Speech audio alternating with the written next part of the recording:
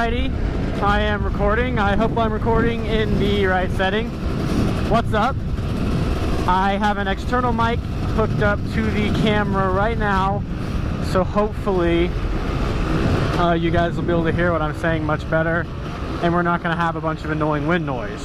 So that is something we will figure out. Right now, Landon and I are going to go check out some trails. And pretty soon, I don't know, maybe this video, the next one, I'll kind of cruise around and I'll talk about what I actually, like what this thing is that I'm riding and what all I did to it and what it started as. And I guess I'll probably end up doing some reviews on, you know, how I feel about riding a Supermoto, what I like, what I don't like, all that fun stuff. And if we're lucky today, we might see a cool little snake, because I love me some snakes. But until then, I guess I'll go ahead and start and tell you guys a bit about this bike. And I'll probably go in more depth, like more detail later on, but as an initial introduction, because you guys have seen me riding it, and you know I'm on a street legal 2-stroke, but you probably don't know much else. So, this bike is a 2007 KTM 250 XC. So, it's a 250 2-stroke, and it's a woods racer, you know, it's a cross-country, hare scramble, whatever you want to call it. But unlike the XCW, which has got a wide ratio transmission, which that's what the W stands for, and I'm pretty sure that's also a 6-speed, this is a short ratio 5-speed. So needless to say, it's not geared for the road by any means. I mean, you didn't see, we weren't filming, but realistically, unless I'm like in the power band screaming and super uncomfortable, I can cruise at about 60, but not that much higher.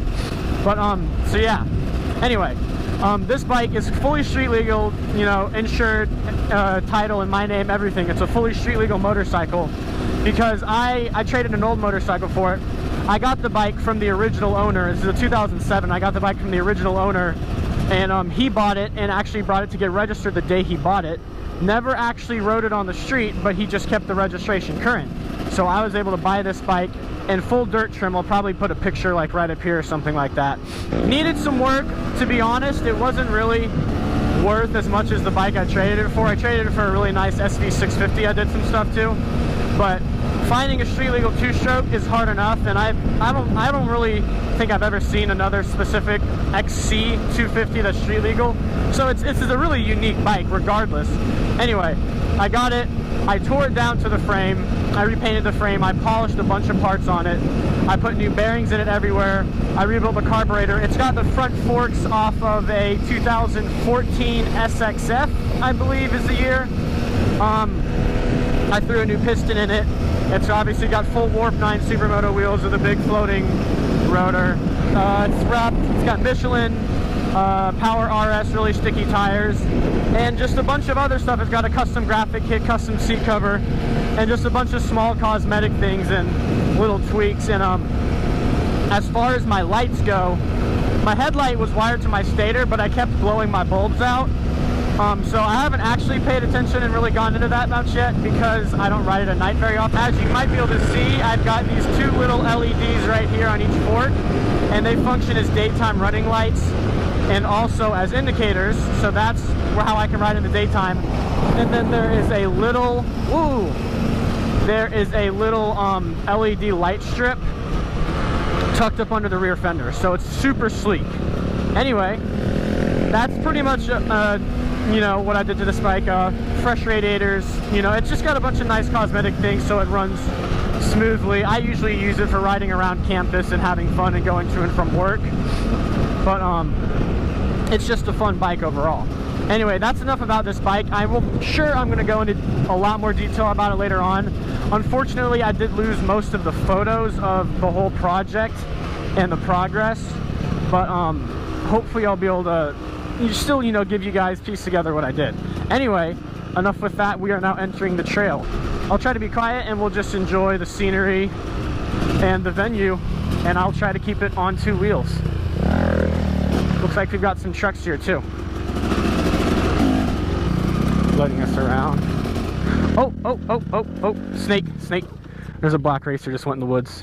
Should I try to get him? I was like, shoot, should I jump off the bike and grab it? But he went in the woods already. Ooh, this sand is sketchy.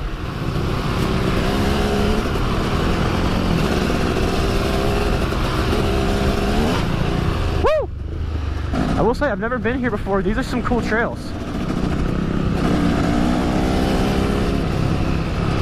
They're about 15-20 minutes from where I live. It's 3rd. Woo! If I see a snake more interesting than a black racer, I might hop on it. I've got a bunch of new gear on too, so you know, maybe I'll go over and have a video where I talk about the gear I ride with and my opinions on it, if that's something anyone, or my whole, like, what, 15 subscribers would like to see. That was all back end coming out. I mean, as long as you can keep the front wheel under control, you can get some nice, like, power slides and stuff going. Just like that. In case you guys can tell from the palmettos and everything, we are in Florida.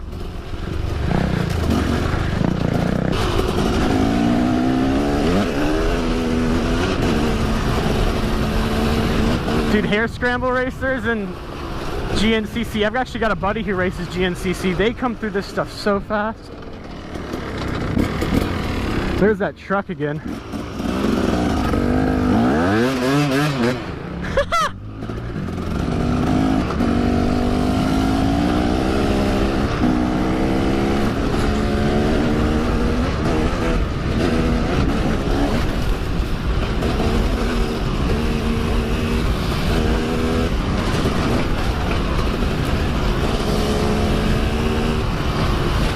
I really do need to be careful around these turns, make sure I don't come head on into a pickup truck like we just saw. Hopefully they'll hear us, because there's no way I'm going to hear a pickup truck at any point, but maybe they'll hear us. Where's Landon?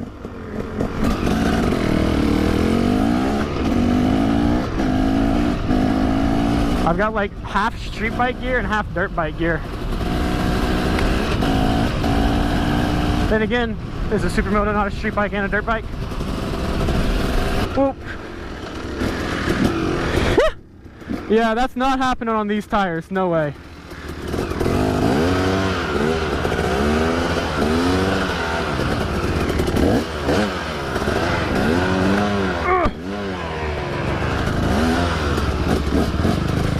That's how we do it. Like I said, no traction. That was a dead end.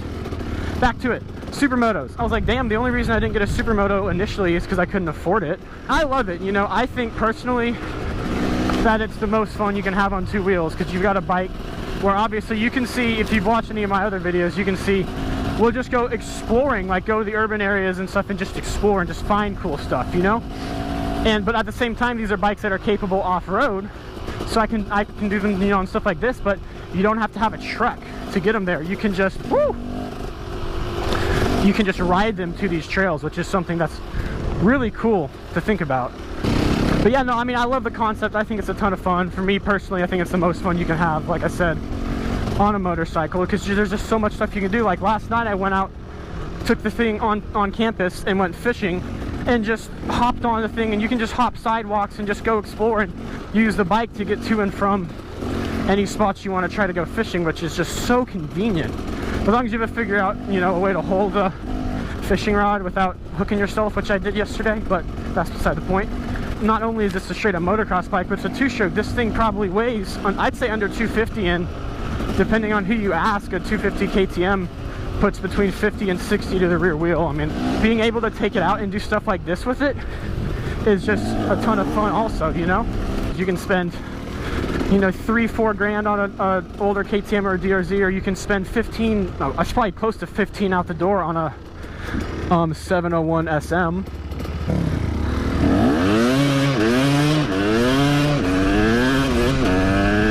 But yeah, you can spend all kinds of money on it, and or you can do what I did. Find a dirt bike with the street legal title and make your own Supermoto. That's completely what I did, you know? And obviously this is not a turnkey motorcycle I can just hop on and go, and it's got its quirks. It's a 2-stroke. It's a pain in the butt in a lot of ways, but people always ask, you know, how is a 2-stroke on the street? If you understand what you're getting into with this 2-stroke on the street, and you accept, you know, the things and the quirks it's going to have before you get onto it, and you come in with those expectations, that's what I was saying too, it's going to be so much better, you know? Like I knew what I was getting into with this bike, I guess.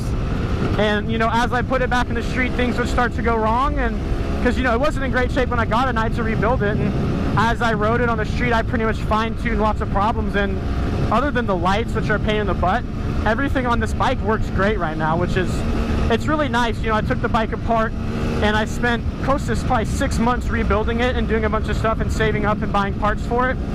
And to, you know, look back at it the day I got it and see it now, not only how, you know, how good it looks, it rides great, and it's just, it makes me proud. You know, it's something I feel like I accomplished. So, you know, if you're looking to get a Supermoto, I say get one. And if you've got the tools, I mean, lots of people will say I don't have the room, and realistically I didn't have the room, but I wanted a Supermoto bad enough that I made it work. So what I'm saying is, if you're thinking about it, I say go for it.